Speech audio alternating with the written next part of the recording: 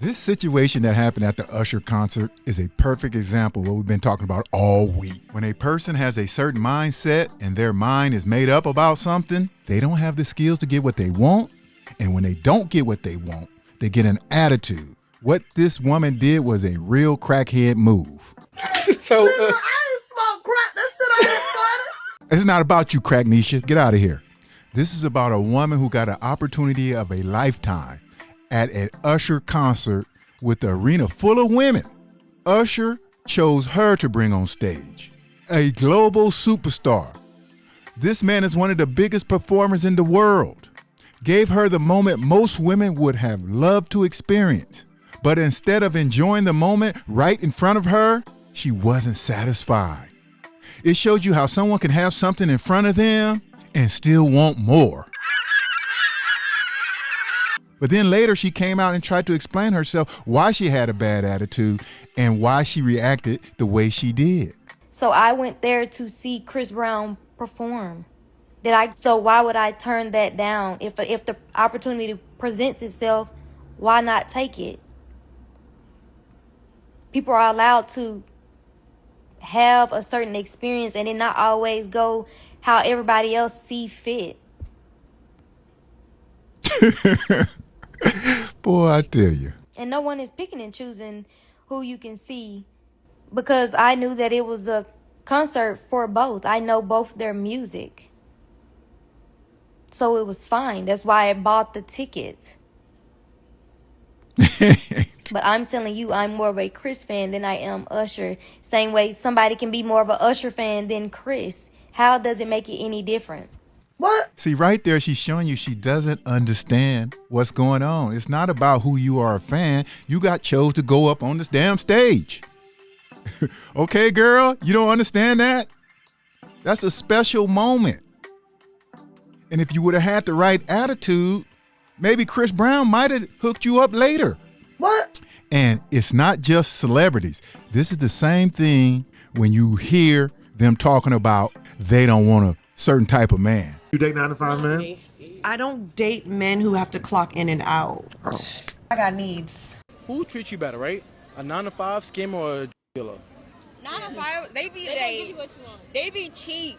And like they want a fixed income. I know, but like, wait till I get paid like in 2 weeks. Like no. Not even just like financial reasons. It's more so like they be stressed. I don't know. Like the scammers treat you better. 5, it's more of the schedule conflict. Okay, cool. No, I could definitely see that because 9 to 5 can be stressful sometimes. Somebody be like, I'll call you on my lunch break. They're coming home. Yeah. It's like drained, and I'm just sitting here. What's wrong with that? You know the man at work, but you want a man to be by you 24/7? You should be happy the man is at work. You're like, ready to go out, ready to start the day. Do something. Yeah. Like, they're tired. They can only go out on the weekend because that's the only time they have it. Yeah. Tired. But I think 9 to 5 really does drain you. No, it doesn't. You drain the man. That's what's draining you. Just tell you right here, man, that they don't care about anything. These seagulls. Now you see why I showed you those clips? Because this is the same mindset I'm talking about. The Usher moment wasn't just about one concert. It was about how some people look at what's right in front of them and start comparing it to something else. See, you heard those women explaining why a regular 9 to 5 man isn't good enough. Would you date a bus driver? Would you date If he owns the bus. If he owns it. If he owns the bus. See, that's a problem. That's a problem. He works too much. He's tired. He doesn't have the lifestyle they want. It's not that a man working 9 to 5 is doing something wrong. It's like Usher. He didn't do anything wrong. That woman felt she deserved Chris Brown, so Usher wasn't good enough.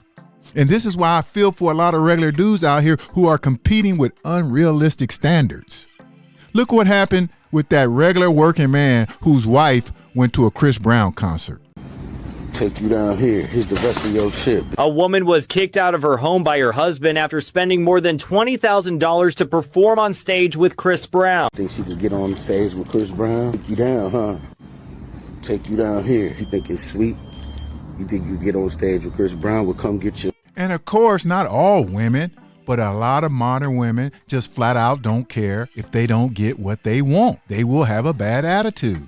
and they don't see anything wrong with it. This woman continued going on social media to explain herself. Not a person that's around here wanting the latest drama, wanting to be in drama.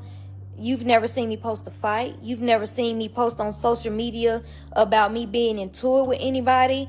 I don't even post my real life. Y'all don't know if I'm in a relationship, if I'm not in a relationship, who I'm with, where I'm at, or anything.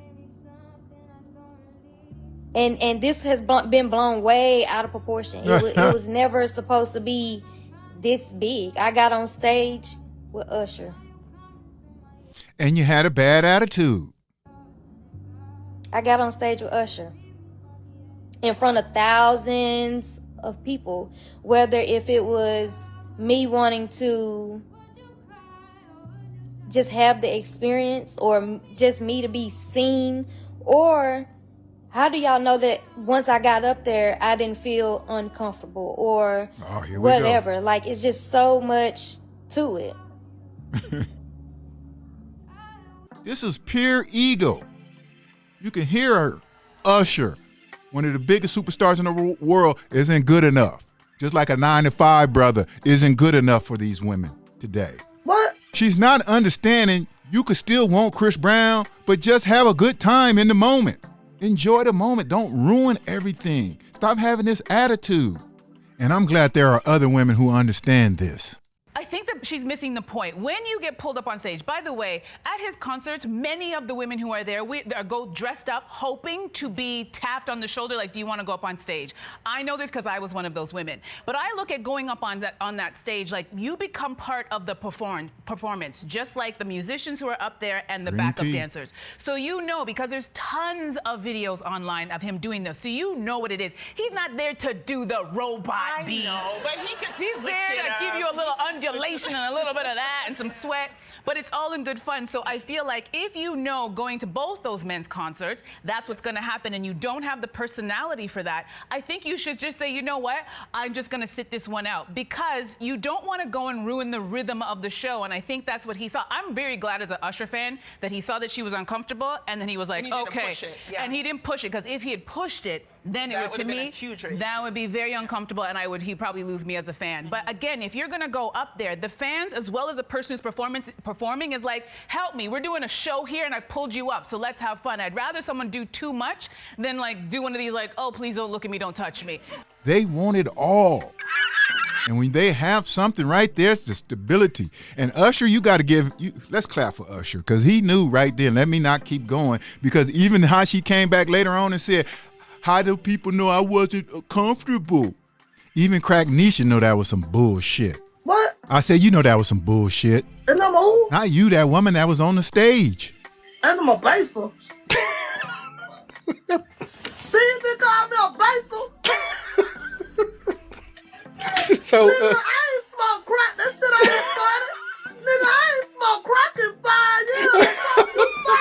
I'm fine.